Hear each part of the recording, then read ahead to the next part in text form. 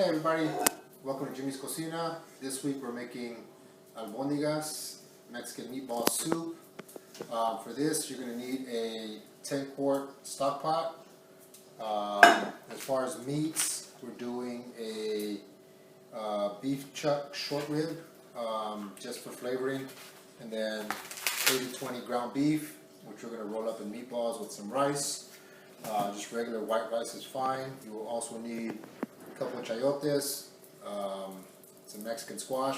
If you don't have it, potatoes will work. Half a yellow onion, 2 Mexican zucchinis. If you don't have Mexican zucchinis, regular zucchini will work.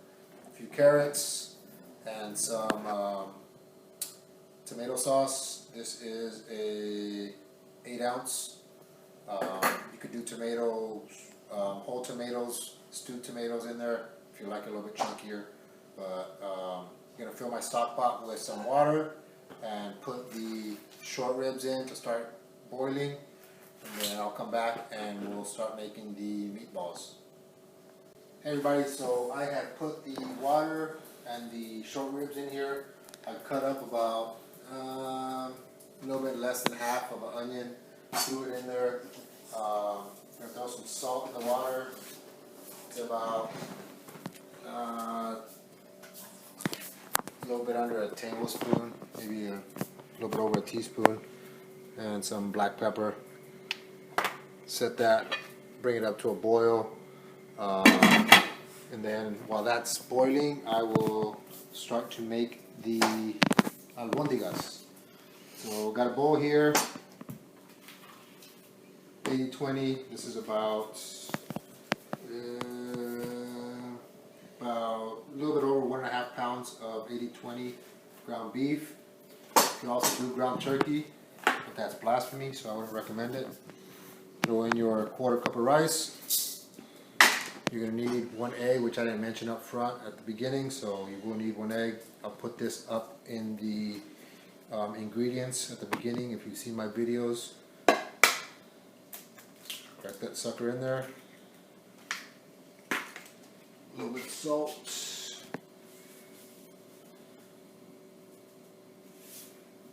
To taste. A little bit of pepper. You could add cilantro and all this other stuff, but I think like this is just fine. Then you're just going to go in there with your hands. Mix it thoroughly. Make sure you get rice in everywhere. Make sure you don't use too much rice, because if not, it'll blow up your meatballs once it cooks, and then you'll just have ground beef soup instead of albondigas.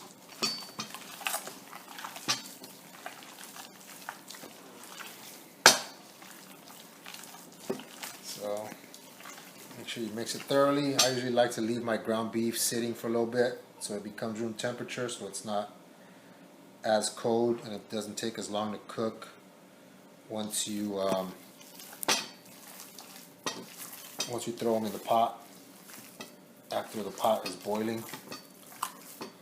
Just mix it thoroughly, make sure the egg and the rice and everything else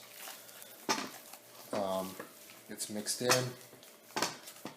Then you can let it set for a little bit. Once this water gets boiling, we'll throw the albondigas in there, and then let those cook for a little bit while we chop up the rest of the vegetables and throw the veggies in there along with the tomato sauce. So we'll wash my hands. When we come back, water will be boiling, and we'll throw these in the pot. Alright, so now everything has been boiling in the pot, which is the short ribs, the onion, salt and pepper. You can see it's been boiling for probably about an hour now. So we're going to throw the veggies in. I've already peeled the carrots and the chayote. Slice the chayote in half, kind of this way. And then what I usually do is I'll cut it again in a quarter. You'll see the white pit inside. What I'll do is I'll kind of just get rid of that. Kind of makes it a little bit bitter, so I try not to use it. And then sometimes you'll have some grooves in here that you couldn't get with the potato peeler. So I just kind of slice that off. Then I'll slice that in half lengthwise and try to make uniform cuts, probably about ½ inch wide. Same with this guy. Get that, most of that pit off. Some of the edge didn't come off on the peel. Cut that in half. Carrots, probably about 1/4 inch to ½ an inch. You want to make sure everything's cut about the same. Don't worry about those, they won't go in the soup. You don't want to make them too thick because it's going to take longer for them to boil.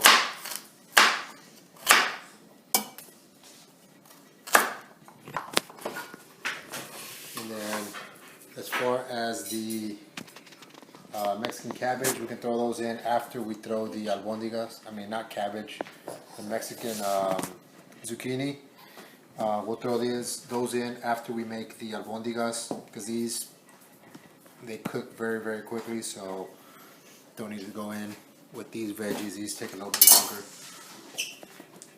So bring these over, and careful because the water's hot.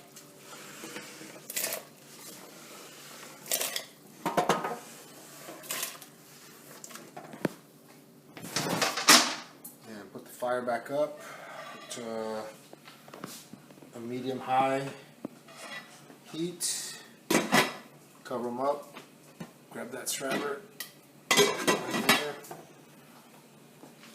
and we'll let that boil for a little bit, and then we'll come back.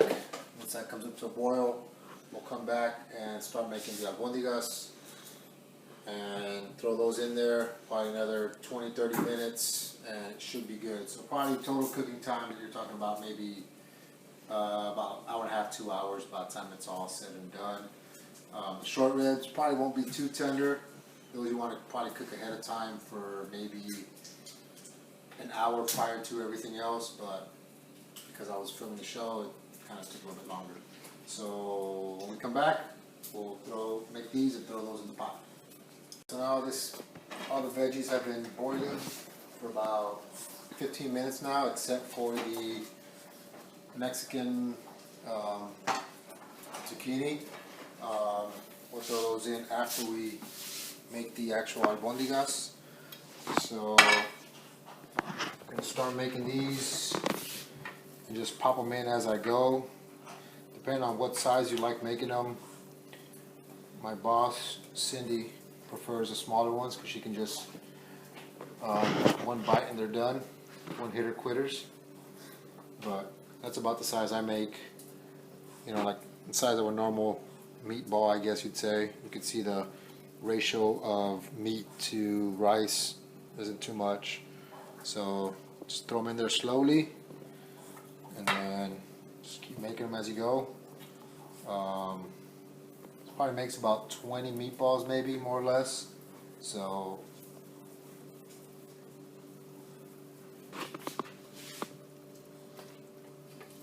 you can make smaller ones or whatever. Some restaurants make them huge, other places make them tiny.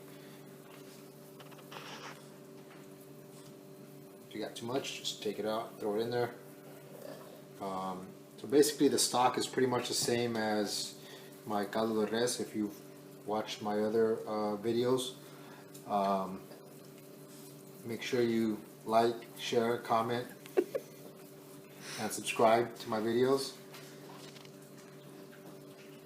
Took that from my nephew Drew. It's probably the hardest part of the whole process. And like I said, if you put too much rice in them, they'll just blow up and you'll just have ground beef soup with rice. So you want to make sure you don't put too much rice in it. So I guess more or less, rule of thumb is about, for every pound of meat, it's about a 1/4 cup of rice, more or less. You could always add more rice, so I'd start off with less and then see what the ratio looks like. And if it looks like you might need a little bit more rice, and just throw a little bit more in there. Easier to do that than to try to take it out once it's been added in there. So I lost count, so I think I'm at like around a dozen or so.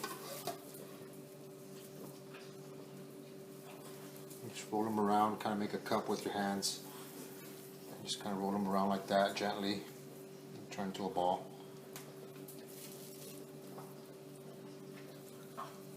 And those will take probably about 15 minutes to cook, maybe not even that much.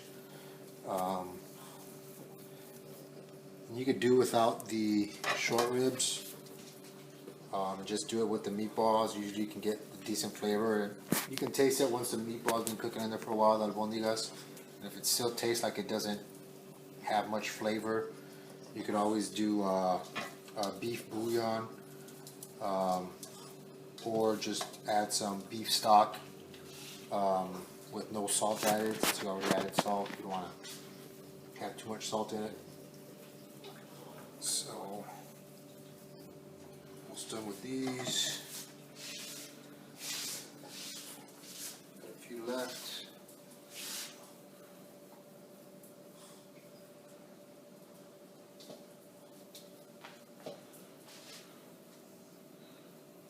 You want to try to make these all uniform so they all cook around the same time. Start making them small and large and medium, then your cooking time is going to vary.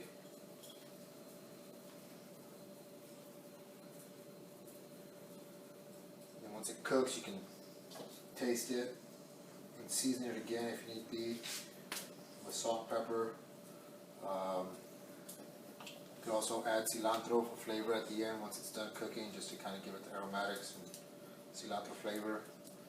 But my boss, Cindy, doesn't like cilantro, so I usually don't add it in there. And one more.